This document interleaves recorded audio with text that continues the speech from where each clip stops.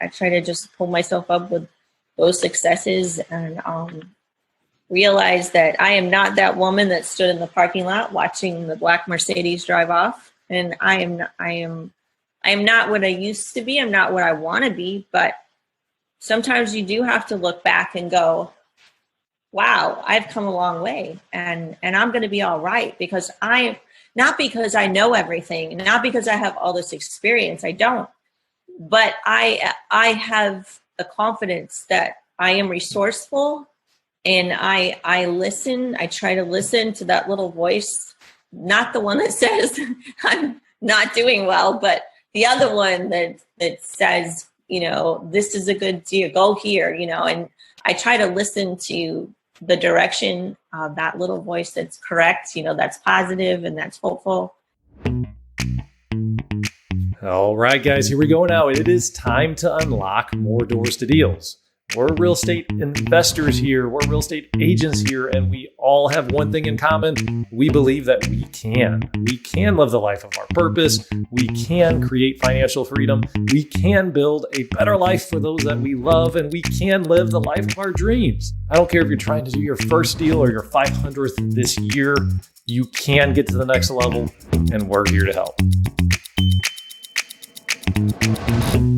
Welcome to Doors to Deals. I'm your host and founder, Jim Manning. Today's episode can be found on doorstodeals.com/013. It's all about how a single mom with several $1,000s of debt and former teacher ended up turning herself into a full-time real estate investor that closed over 40 deals last year. Melanie's a network agent of ours here in St. Louis and has one of the most inspirational stories that you're going to find. She was a former teacher turned real estate investor and agent and is on our team here in St. Louis. And we talked quite a bit about the peaks and the valleys that we all go through in life. And I, in particular, gained a lot out of this call because I don't think you can be reminded enough that success starts in between your ears with your thoughts and what you believe. It's so easy to fall into a slump, let anxiousness, stress, and negative thoughts take over. Melanie's found a beautiful way to handle this and to think about this and working through the obstacles that inevitably will come up along the way. So, all right, guys, I hope you enjoy this as much as I did. Here's the interview. All right, guys, Jim Manning here, 3 Doors. We got another exciting Doors to Deals training. Melanie Claiborne is our guest. This girl is a rock star. I've been looking forward to this, Melanie, since January. We've been talking about getting you on this. And Melanie, not to brag a little bit on Melanie, but I'm going to. You did like 45 deals last year as an investor agent, right?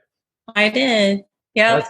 That's incredible. So, Melanie, you are an amazing individual, and I'm excited to have you on this call.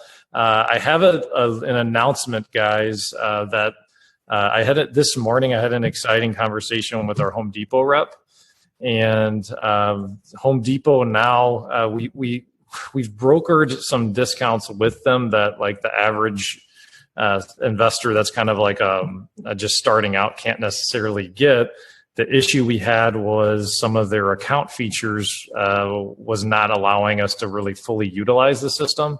And they've made some updates to their Pro Extra account on their website that are going to enable us to just have you guys log into their website and get up to 15% off on online purchases.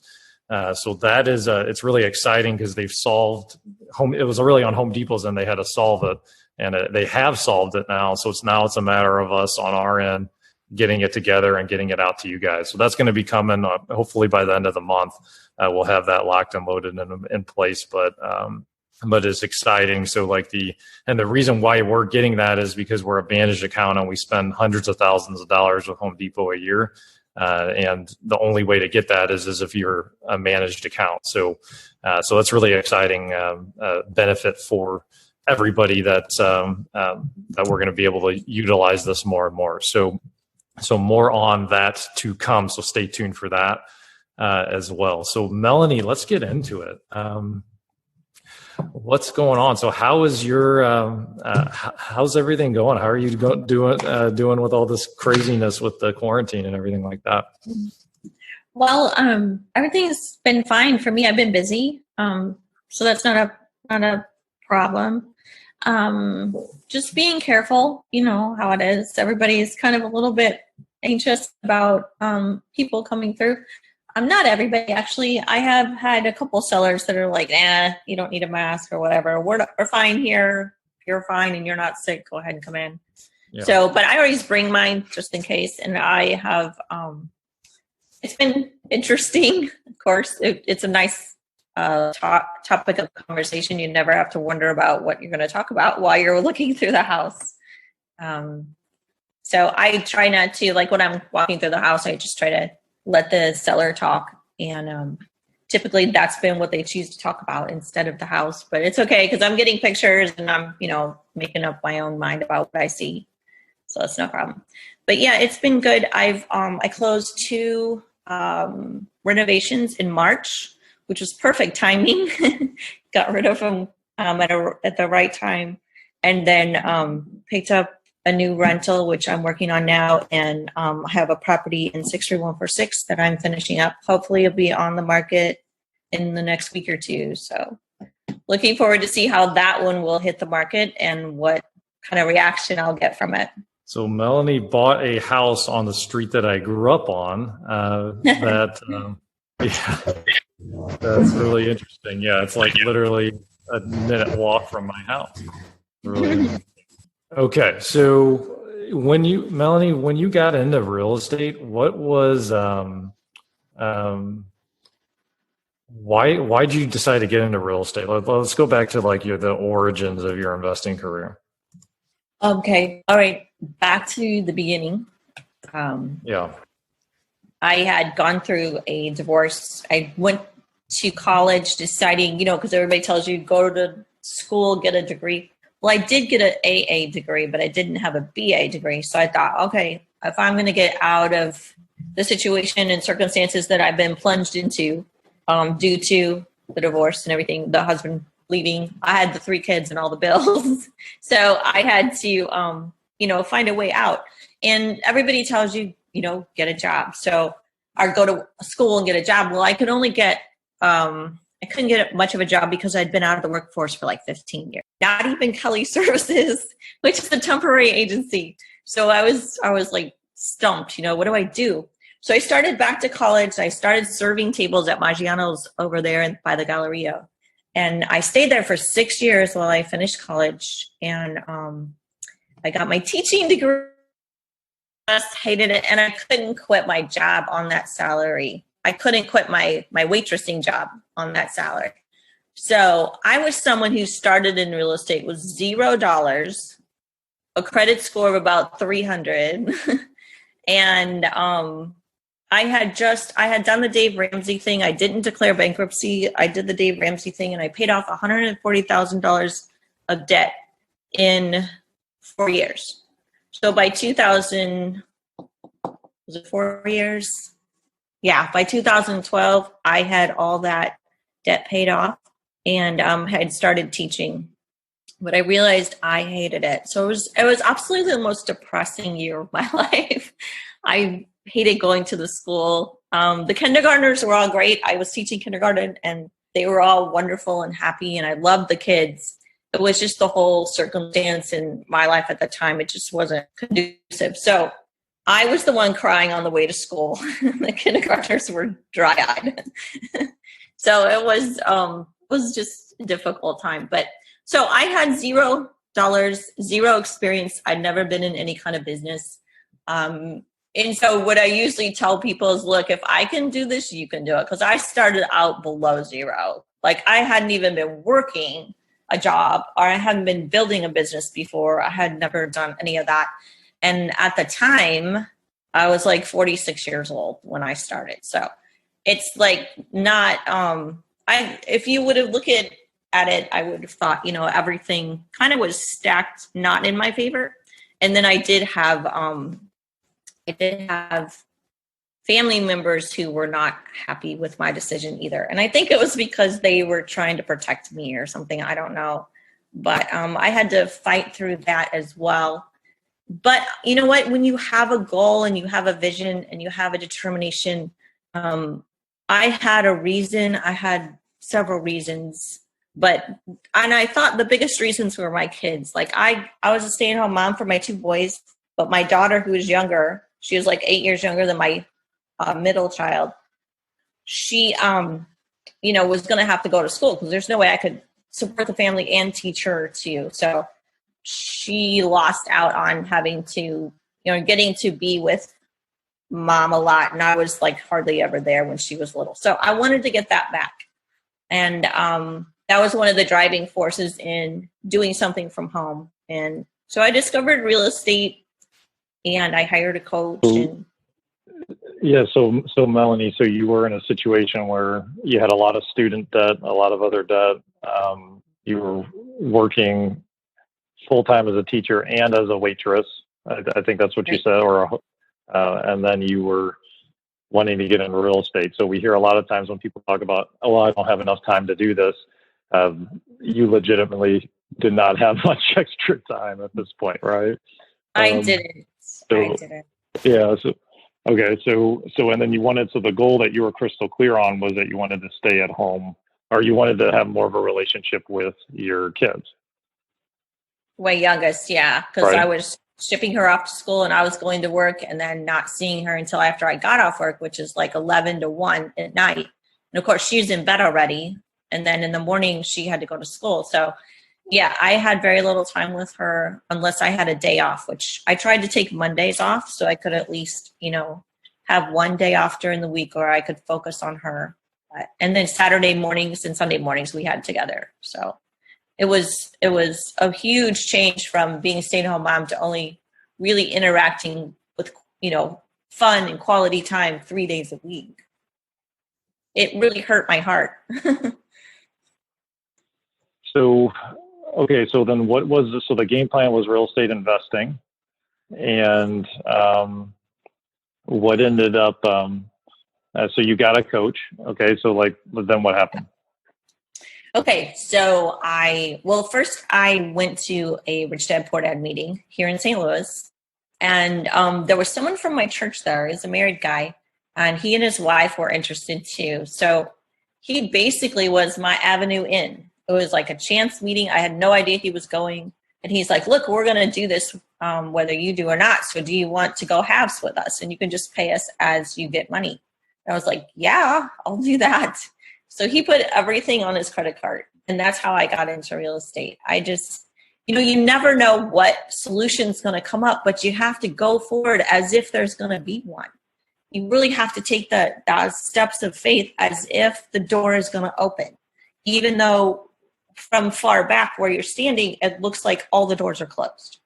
And I had that frustration on the inside that, how do I get over this wall? How do I get through this? But if I could encourage anybody on the call, just keep walking, keep moving toward those doors that look closed. Because when you take those steps, I had no idea this guy and his wife were going to be there. But I felt like it was a divine answer. I feel like it was an answer to my prayer and to my focus of creating a life that I wanted and that I loved, and that would include my daughter and getting time back with my daughter. So I said yes to that. And I didn't know how I was going to pay him the thousands of dollars that, we were getting into debt through him, his credit card. But I did, and I paid him off at this point. But I just paid him every time I had a deal. I would send him $500 or $1,000. I wasn't going to, send him everything I made, but I sent him a small portion, and then he put it on his credit card. And eventually I paid off my part. But while I was doing that, I was also learning the classes. And then I in January of 2014, I went to a class it was a life and area. And there was a coach who stood up, and Sean McCloskey introduced him, and it was Tim Grimmett, and he stood up and he talked and said he was just getting back. He had taken a hiatus from real estate and was just coming back, and he was offering a special deal to the first so many people. So I was like one of the first ones up there, and I told the other guy who had jumped in with this, his name was Arthur, and I said, "Hey, Arthur, do you want to do this class together too? Or this coaching together too?" So he said yes. So I asked him if he would take 2 for 1. And he said, "Yeah, because you're single, that would be fine. You're both, can be in on it."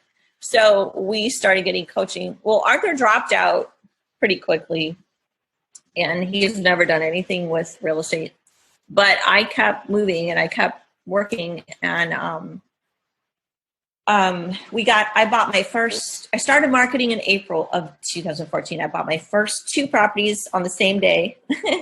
Never been to a closing, and then had 2 at once, but one was a rental and one was a rehab. And so Tim basically let me look over his shoulder on that first rehab. He had me create the independent contract agreements. We created the supplies list together. I mean, he kind of let me look over his shoulder, but he did a lot of the footwork. And then on the next one, he reversed that, and I did a lot of the work, and he looked over my shoulder and kind of kept me in line. And so, yeah, it started out that way. We had several successful deals, and then I asked him, would you like to be a joint venture partner? And we did a split on the profit. He did the work. I provided the funding and the property. And we did that for a couple years because I was still working. By that time, I had left the teaching arena and I moved to an editing position.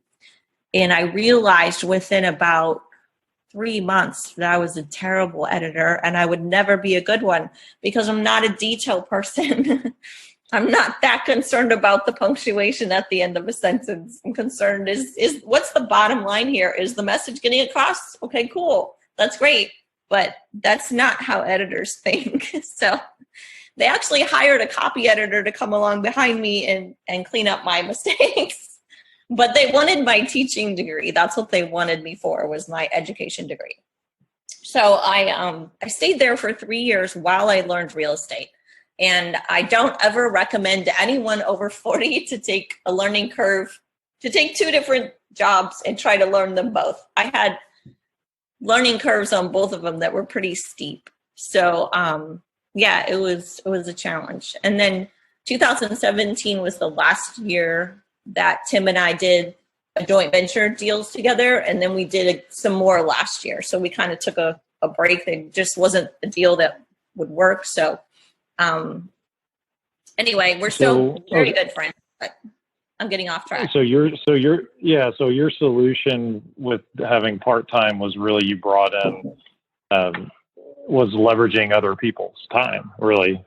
So in this case, you decided to bring in Tim as an actual partner on deals to run the construction.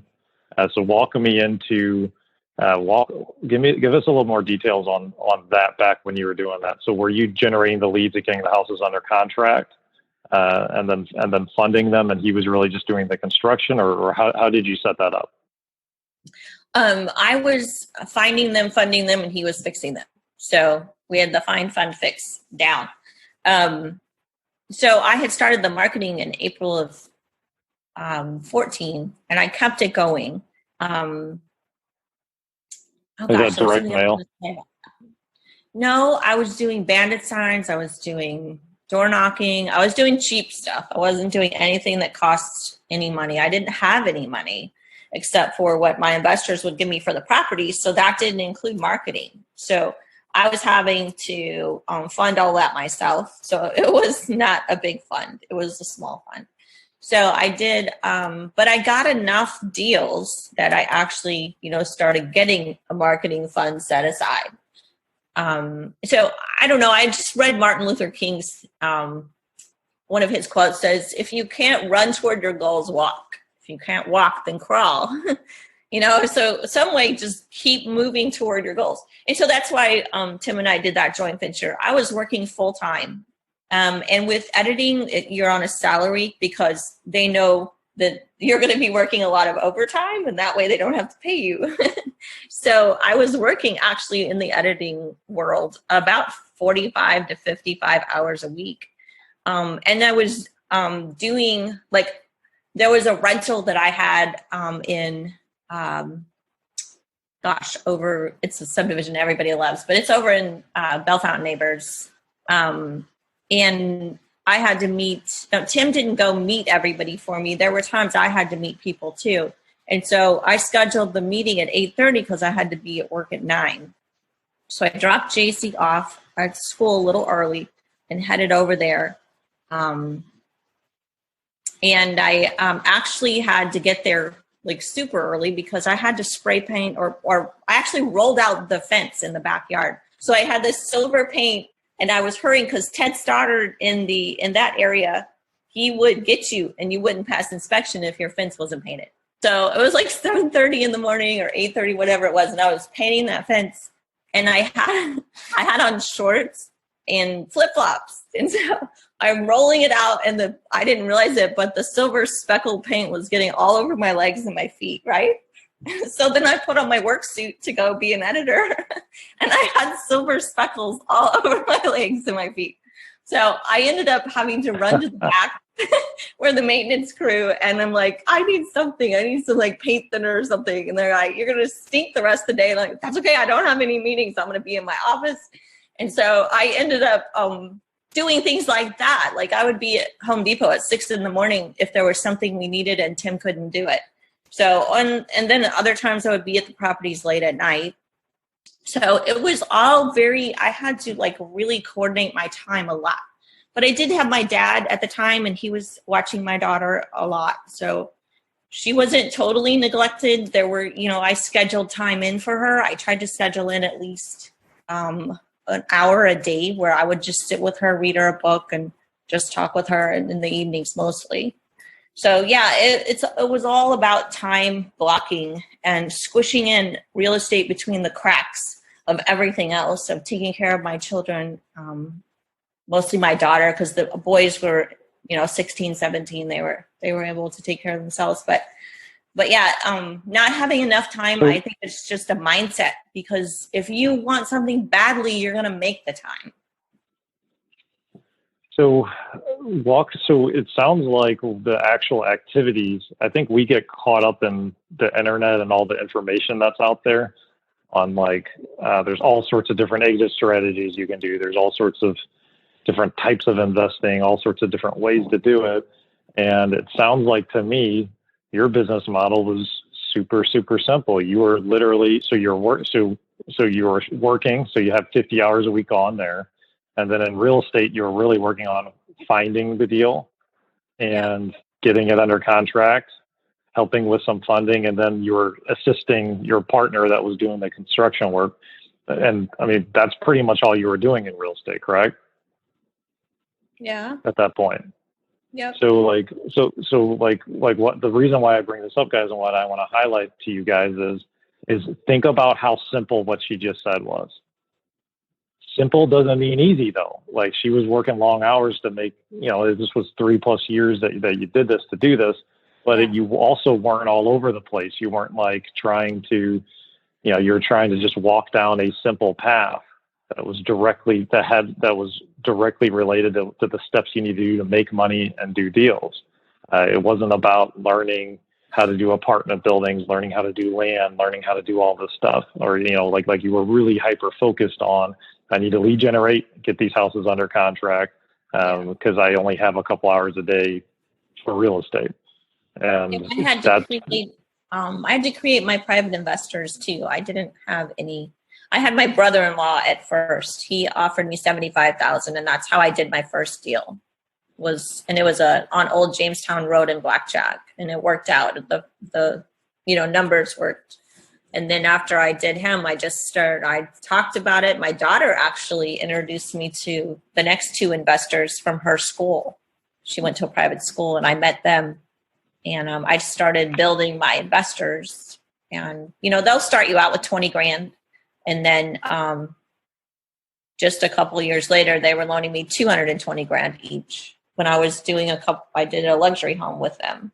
So it's all. How do you structure your deal with the private lenders? How do you have that arrangement? I send them a loan offering form and they say yes or no if they're interested.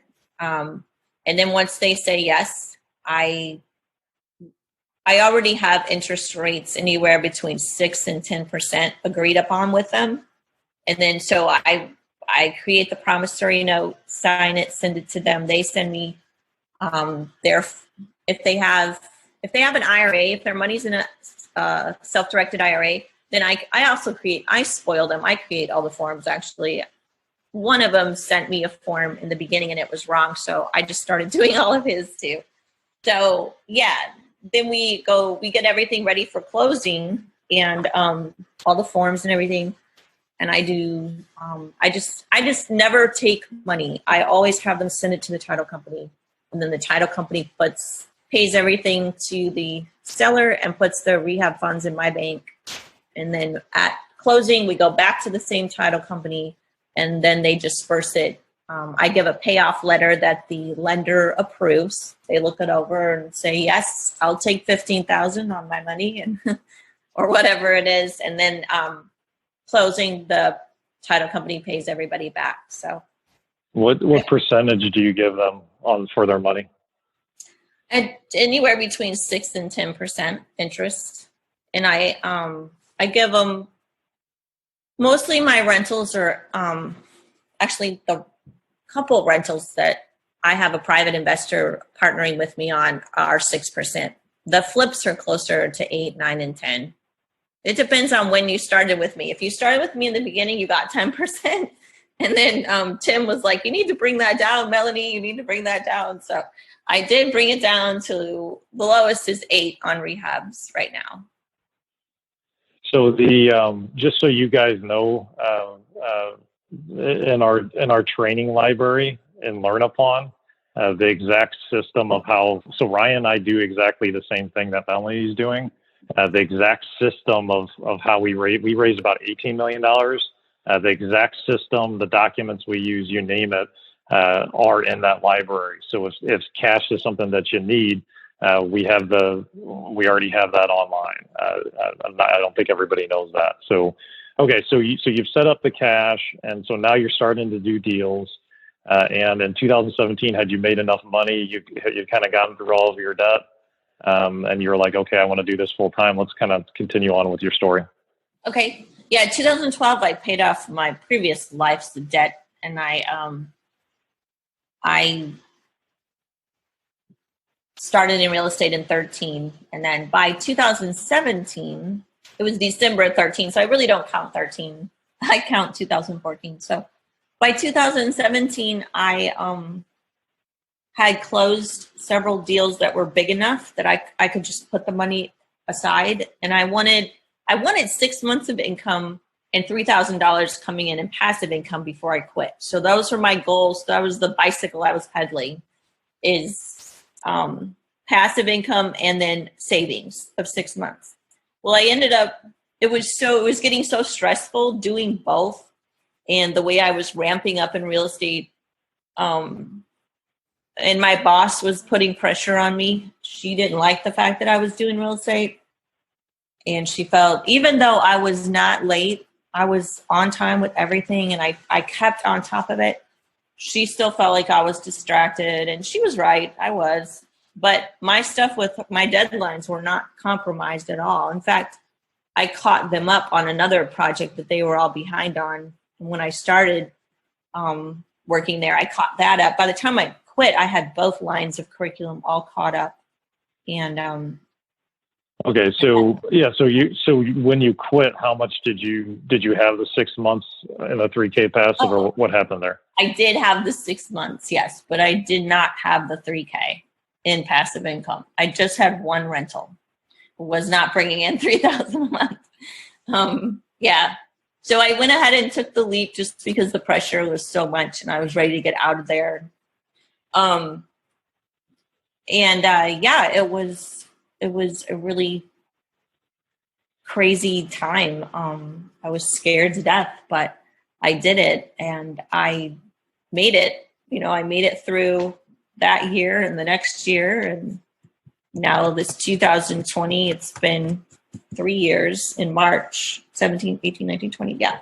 So yeah, I am here, and have you been, so have you been able to build towards a 3K in passive yet? Or are you still working on that? No, I'm getting there. I have 6 rentals right now. I should have looked up exactly what I'm getting. I think I'm halfway there. I need another 6 to have the 3K in passive income. And I just wanted it as a base because I'm always going to be doing rehab wholesales. But I just felt like it would be a great base to have that 3,000 coming in. to cover the basic bills and some marketing and stuff like that. So did it come back down to, when you got in, did it come back down to like faith again? Like we started out the call of faith, and, you kind of had the faith, even though you had no idea how you were going to do it, to go to that seminar. And then some doors open up for you. Was that was that why you ended up taking the leap, even though you didn't have quite what you wanted saved up, or what do you think? Hey there, if you're looking to get the ultimate edge for your real estate investing company, go to doorstodeals.com/invest for more information. Just so you know, a high percentage of the people that we interview on this podcast are actually already Three Doors Network members. And our network members have a lot of extra resources. They have access to an online training vault with over 3 years worth of content in it. They have access to vendor savings like our Home Depot discount that's literally saved thousands of dollars for members. And we have a weekly group coaching call, and we have a lot of other great things as well as part of the Three Doors Network. So make sure that you check it out on doorstodeals.com/invest. Was that why you ended up taking the leap, even though you didn't have quite what you wanted saved up, or what do you think?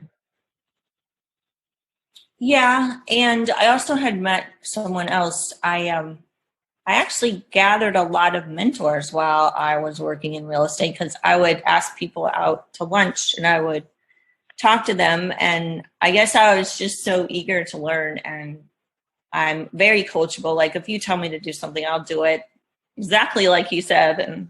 And usually I would get good results. And then I would go back to that person and say, that really worked. You're really awesome. I really appreciate that.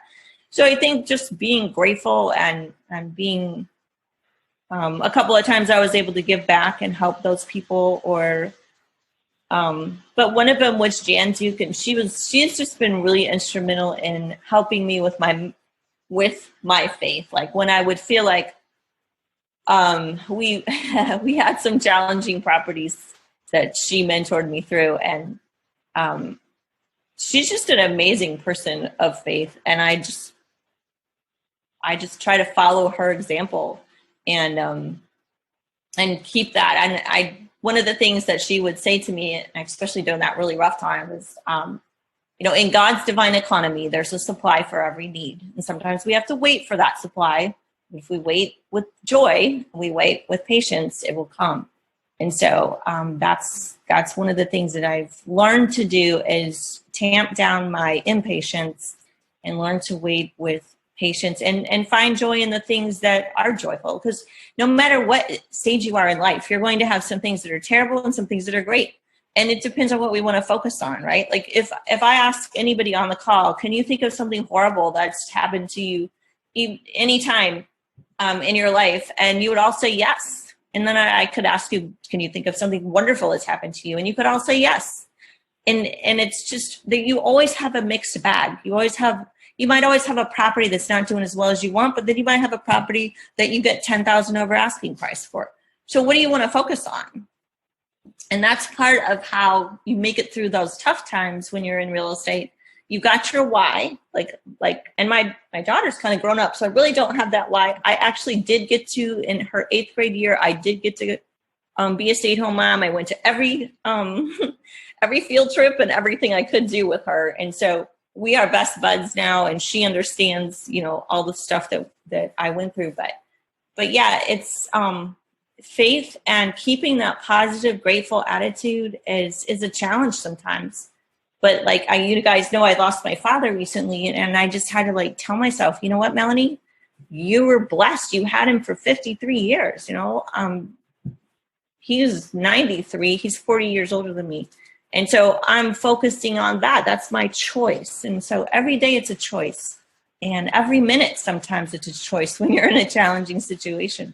But when you persevere and you stay in the best state you can be in, you do get rewarded. You get to go through that. And I think Chuck Bowman told me, well, when you bite off more than you can chew and you make your way through it, then you're not so hesitant to take the next bite, And so those are the things that keep you going. What's your why now? That's a good question, because you know what? It does change. And in the beginning, it was, I never want to be that woman again. the woman who stood and watched her husband drive off. He was the income producer. He had all the keys to success basically in his pocket. And I was just the helper. And I was just the person who took care of the kids and the house. And I volunteered at hospitals. I volunteered at pregnancy counseling centers, but I never worked and, brought in an income after we started having kids. I did before that. So when I stood there watching that person who was the key to my life drive away, I kept asking, I'm just like, how do people make money? I didn't know. I didn't know how to be a business person. I didn't know because it wasn't part of my life until right that moment. And I had 3 kids and $140,000 in debt. And, I had 0 income. So what do you do? Where do you go from there? The only place you can go is up. I didn't even have a place to live at that point. We had lost our house. So you talk about kicking someone when you're down, just like that was the worst moment in my life. So my why, the thing that drove me was I'm not going to be that woman ever again. I'm not going to be the one standing there not knowing how to live life and how to be successful at life without that other person. So that's why I went back to college. That's why I, even after I was an investor and doing well, I still got my agent license just because I couldn't stop. I couldn't realize, okay, I've got this. I kept feeling like I can't be that woman. I can't. And so everything was against that picture in my head of what I was at that point. And I think I can successfully say that's not my worry anymore, but it might still subconsciously push me, I don't know. But my why now is I'm 53 and I need a retirement. And I don't have one because my ex took both accounts. So I have that. And then I also want to make a difference. I also want to make a difference somewhere for someone. And I know I have for my kids, they've seen my example, but I do want to participate in something that is bigger purpose really than my previous why. So I'm kind of searching for that why right now. I do have the retirement thing that is really pushing me. I need to get that built up. But I also would like to, I'm looking for something actually right now. And that's okay. Yeah. I mean, so my why was the exact same. It kind of fluctuates and changes as well. So I can attest to that too.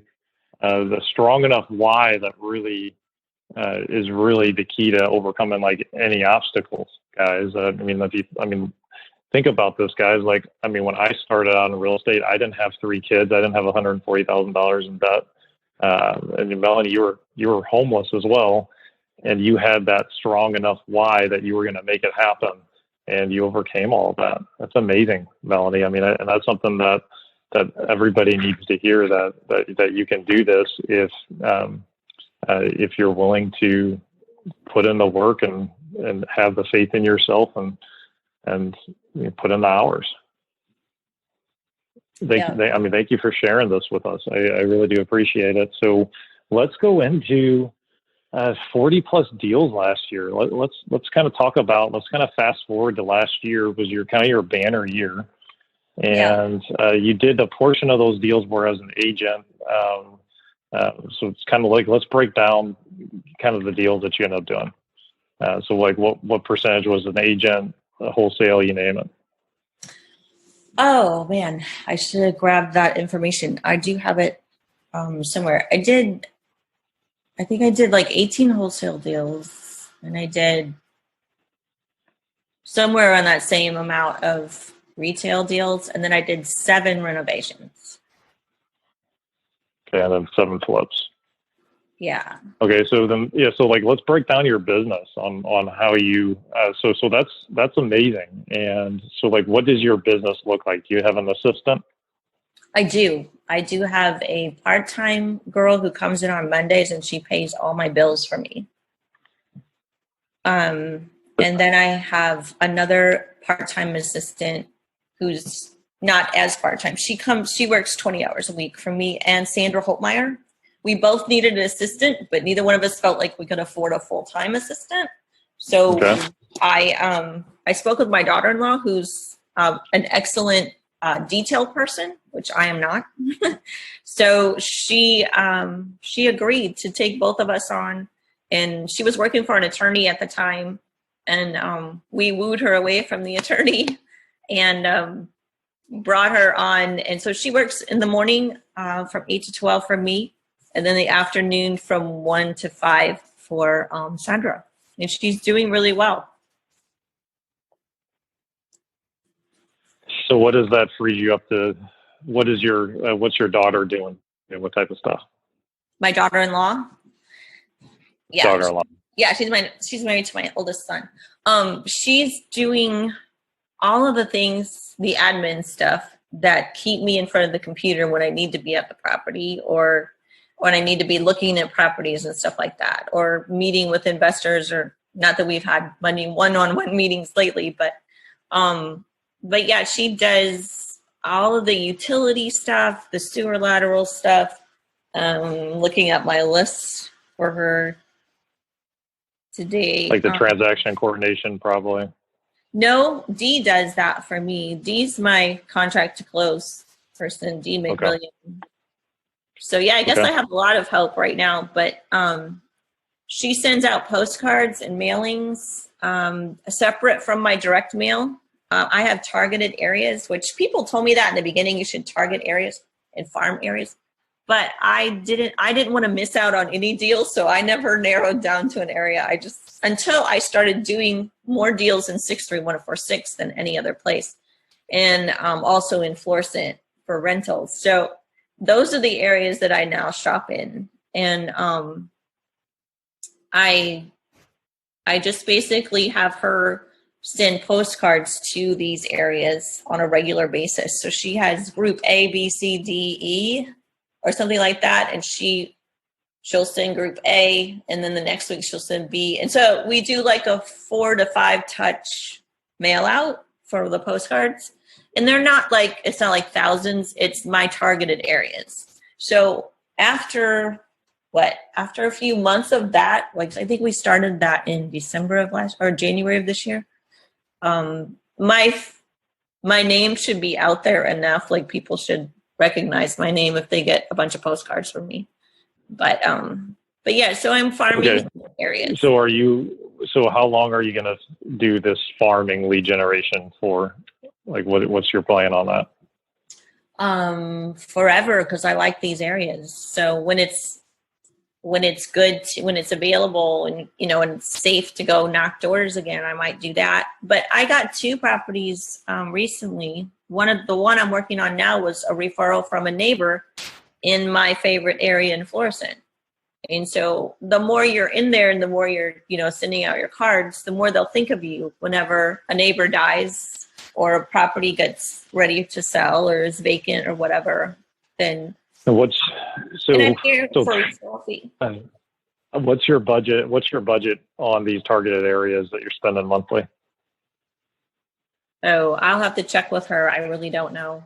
It's not much. It's just a couple $100 probably.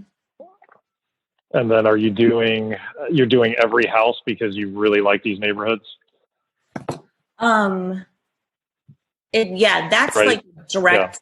That's like what is it called? The post office calls it door to direct or direct to door. Or something like that. Yeah. So Melanie, you just had the best, most phenomenal answer to the question on when I asked you how long are you doing this for? And it's the mistake that as marketers, most people make. So when I asked her, I want to just highlight this because this is phenomenal. I asked her, well, how long are you going to do this for? She answered forever, guys, forever. It takes consistency when you do things. Like if you're going to put out, if you're in a situation that Melanie was at earlier in her career and you don't have money, so there's ways to hustle and do deals, right? But if you think that you're going to spend $5, handwrite one bandit sign and put it out for one weekend and that's it, and you're going to do a deal, I got news for you. That's not going to work. Like, it's the consistency, the consistent message. There's a saying on, like, if you ever did billboard advertising, you know, it can take 2 or 3 months for a billboard to even get noticed from people. That, you know, maybe a motivated seller's driving by that billboard every day. It could take 2 or 3 months before they realize that the billboard's there and that they should call you for reaching out. So consistency on it. I absolutely love that answer, Melanie. That's incredible. So you're doing the targeted areas. Anything else to add on that marketing, or is it really just as simple as, hey, I want to buy a house in your neighborhood, and you do it every month? Like anything else, you know, let's break that down a little bit more. I think the postcard says, you know, it mentions the problems that people have, like facing foreclosure. Do you have an unwanted property? You know, all those problems that cause people to look for a buyer are listed on my postcard. And then I let them know no equity is okay, because I can turn those into lease option deals. And I just throw it out there. And I've had a couple calls, but I haven't had a deal yet off of those particular postcards. So I think it's going to just take time to, you know, to keep sending it. But I did get some neighbors to refer me. So I guess, yeah, I guess I did get a deal. One was a neighbor who actually is not quite in that subdivision, so she didn't get that particular postcard, but she still referred me. And the other one was, so yeah, I guess I have a deal from it. I need to write that down. Congratulate Nicole. Mm-hmm. So in the one thing, so like, like, this is how creative we can get, guys. This gets me really excited. So if I was coaching Melanie back earlier in her career, and Melanie, you know, instead of doing the bandit signs like she did, she was like, hey, I really want to do this targeted area thing. What I would say is, you know, like how can you put this on, like, this one system you could literally put on steroids? Let's think about all the options here. So, okay, I'm going to send a postcard once a month. I'm going to door knock once a month. I'm going to skip trace the numbers and call everybody as well. Like, there's different ways that you can even touch these people. I'm going to go to community events when they all meet, and, you know, if there's a neighborhood association, I'll just go to the events and I'll try and, like, build relationships and be a part of their community. So, like, think about all of the things that I just said on steroids. So for Melanie, where she's at in her career, I wouldn't recommend that right now. But if this was Melanie 6 years ago, like, think about all the extra hustle she could do. That doesn't cost any money. It just costs time and effort, right? And an extra hustle. So have you thought about doing anything like additionally like that? Or I'm making an assumption here with you doing 45 deals, you don't necessarily have the time to do that. Have you ever thought about kind of putting this on steroids, Melanie?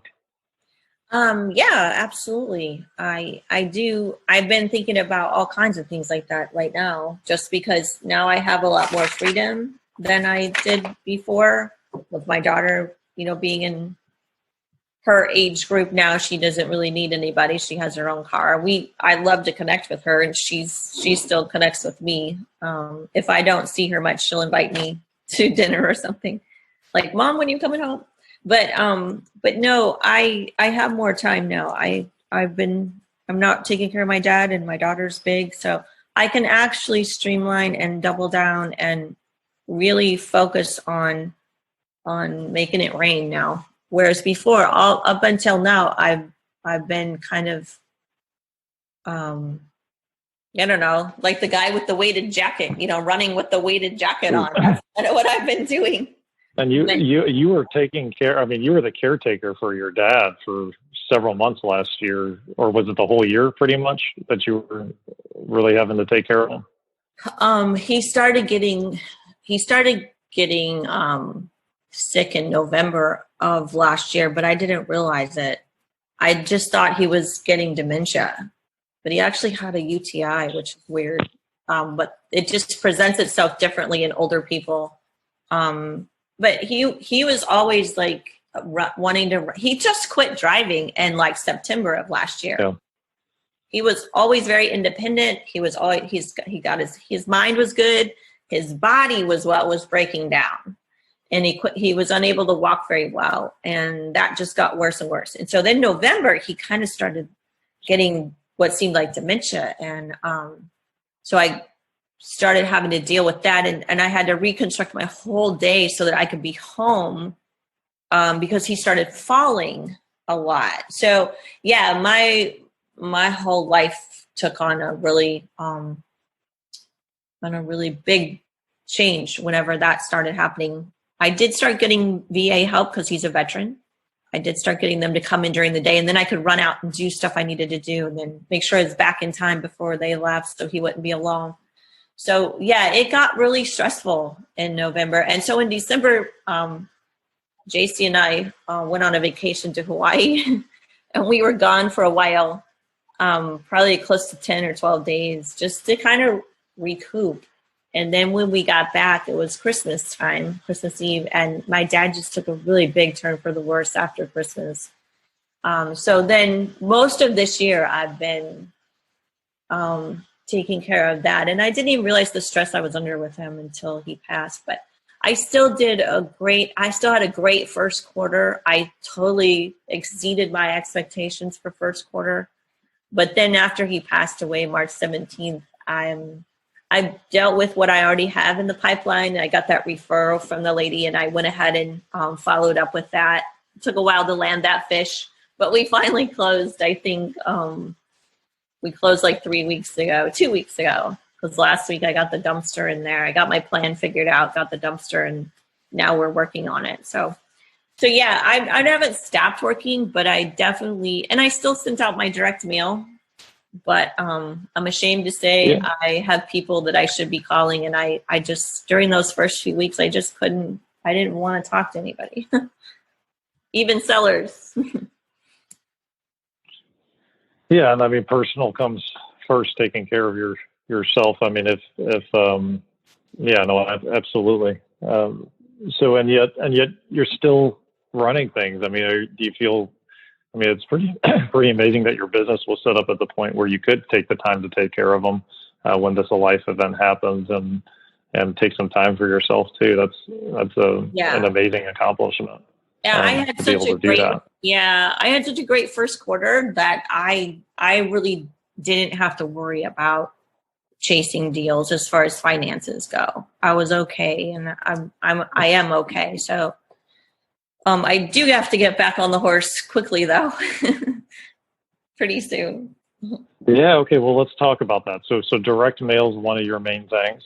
Okay. Yeah. So you're going to focus on direct mail. So like, what's the what's the plan? What do you do for that? Well, I never stopped. I still let them send out the direct marketing and stuff. So, so I have 2 areas that I send direct mail to, St. Charles County and St. Louis County, pretty much. I divide it up into zip codes. I don't send it to every zip code in St. Louis County, just because there's some I don't want to go to. But yeah, I just call Graphic Connections and have them.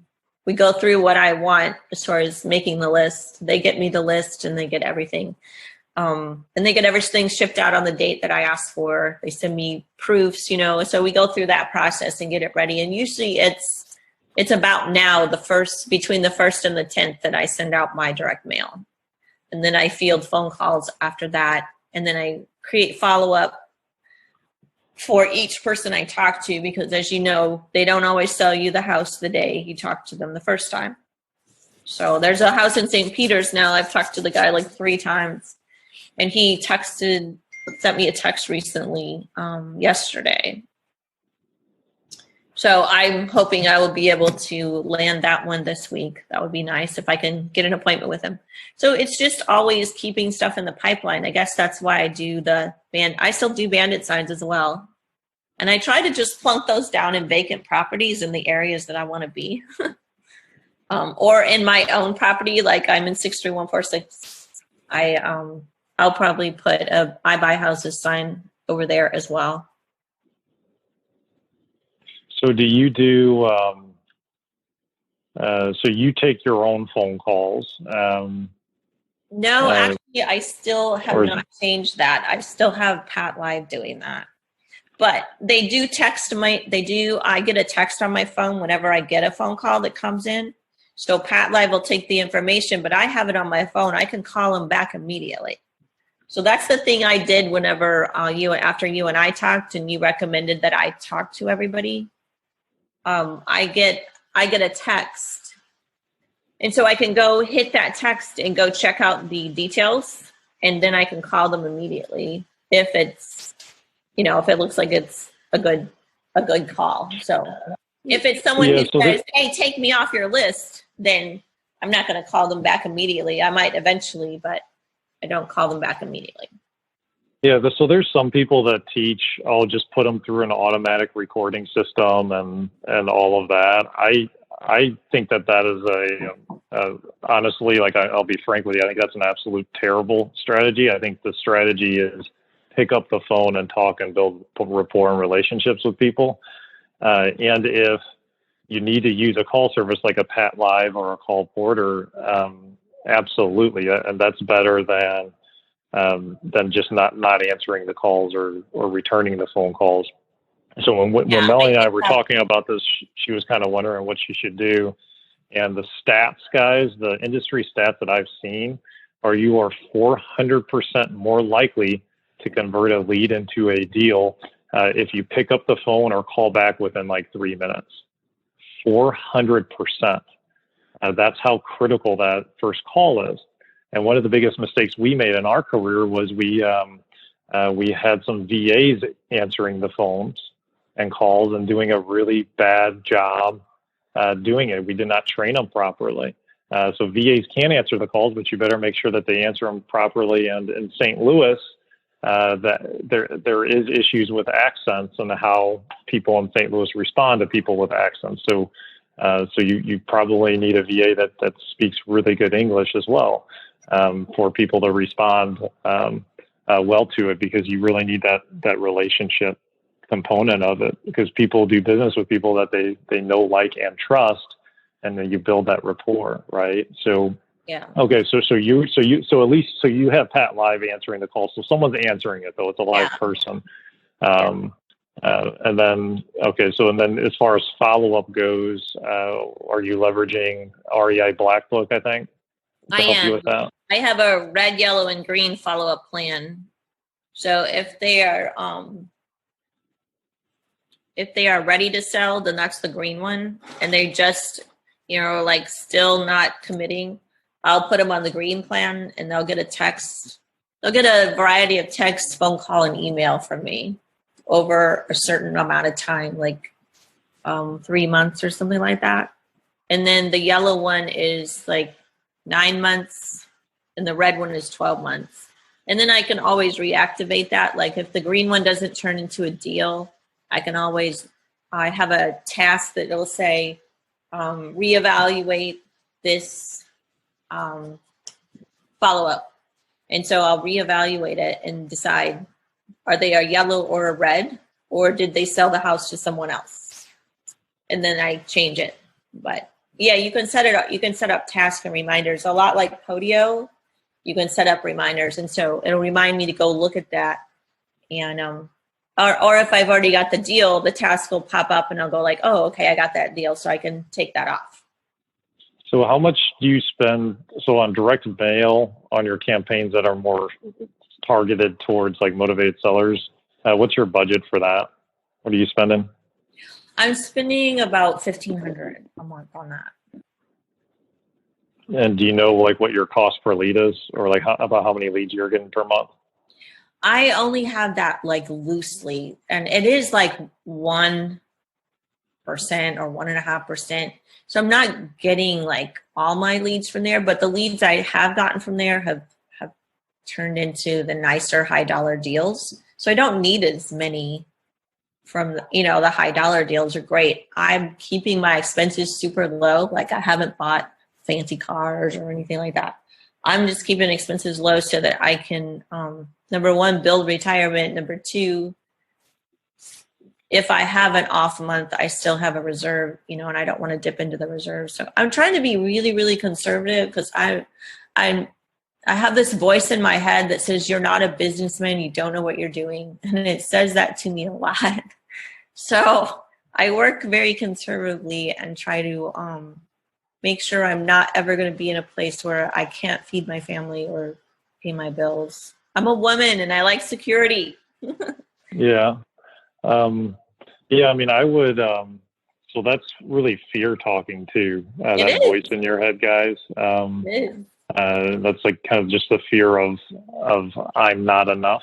And I mean, the thing that I would tell you to give you feedback is, I mean, you are a business person. You did over 40 deals last year. Not everybody gets there. And you've been doing this now for 6 years, 3 years full time. I mean, that's, yeah, I mean, anytime you get that voice in your head, that's just not true. That's fear talking. That's not real.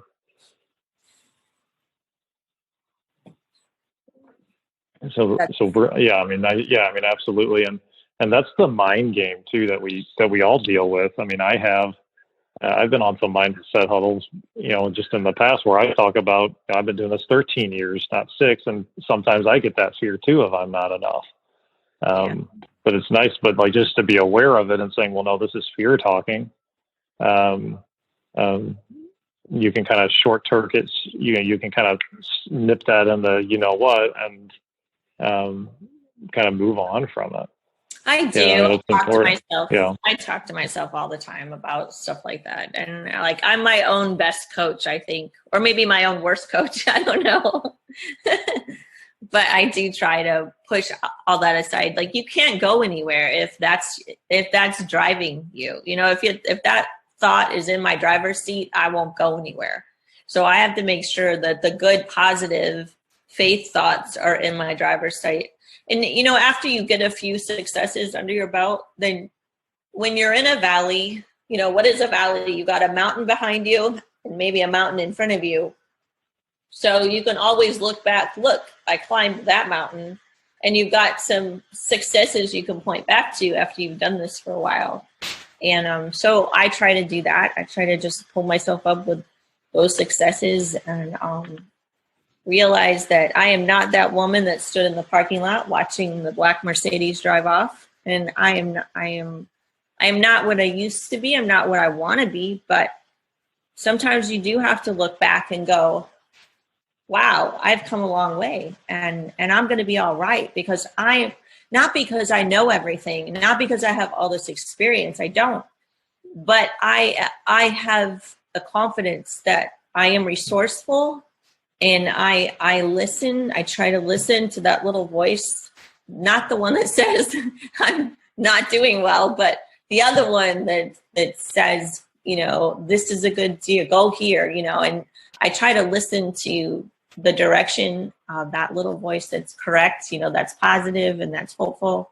And yeah, just, I think it's a process. And if you don't love the process, you're not going to be successful. But when you love the process and you love I actually love the risk and the uncertainty, where if you would have told me 10 years ago that I would like that, I'd be like, you're crazy. I want my comfort zone. Get out of here.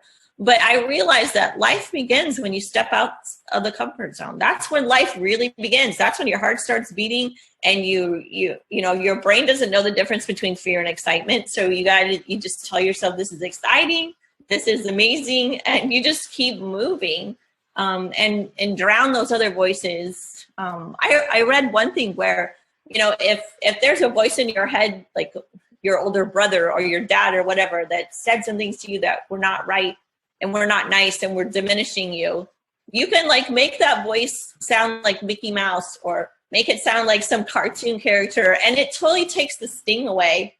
And it's I know it probably sounds like it's all a mind game, but honestly, your life is really right between your ears, and what you make of it and what you think of it is what makes your life. And so I know that stuff. And that's why I feel like that's why I can take the blows that I've taken. Think you guys know, I had a house already done, staged, waiting for someone to buy it, and the ceiling fell in. And it's a $680,000 house. how do you recover from that? I spent all my money. I didn't have any more to redo the house, but I made it through, and I made it through spending only about $5,000. We ended up selling it for $650,000. So there was definitely a loss. And my private investor was very gracious and kind, and we worked it out. And I made it through, and you will make it through these hard things if you don't quit. If you quit, then you never know if you're going to make it through. But if you keep pushing and you keep walking, there will be a solution. And I just have such faith in that there is a solution for every problem, and that I am destined to overcome every obstacle. And you are too. And if you keep the faith and keep walking. Yes. Got to keep going forward. I love that, Melanie. Well, hey, thank you so much for sharing with us today. I'm inspired. I'm always inspired talking to you about your story and the mindset that you bring to the table.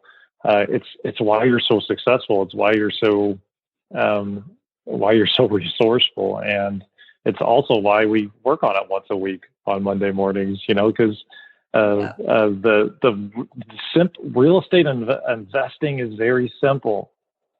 There's not that many steps to it to be really successful. There's not. The world makes it feel more complicated than it is. But simple doesn't mean easy. It's not easy, and it starts with your mind and thinking correctly. That's the source of it. And just remembering, I said, I'm a woman, I like security, but I know for a fact that there is no security in life. There really isn't. You saw with the COVID-19, we all were excited about January 2020, and we were going to kill it this year. And then COVID-19 hits, and everybody's like, Arr! But there's no security in life. There is opportunity. That's all we get. We get opportunities. And even though I like security, I push it away whenever I see an opportunity that I feel like, okay, this is a good one. And I mitigate my risk. I do whatever I can to protect my investors and myself. And then I jump. And every time it feels like I'm jumping off a cliff. But I have mitigated the risk to the best of my ability. And I guess if I could leave you with anything, it's that there really is no security. There is opportunity, and you have the right to grab yours. I love it. Thank you so much, Melanie. Appreciate you. Guys, for this particular show, go to doorstodeals.com/013. Again, that's doorstodeals.com/013. We'll have a YouTube video of this episode on there, as well as some additional great resources are on the website and on this page. So go out, live your purpose, and above all else, go after your dreams. Take care till next time. Thanks for tuning into this show. For more episodes and resources that will unlock Doors to Deals, check out our website, doorstodeals.com.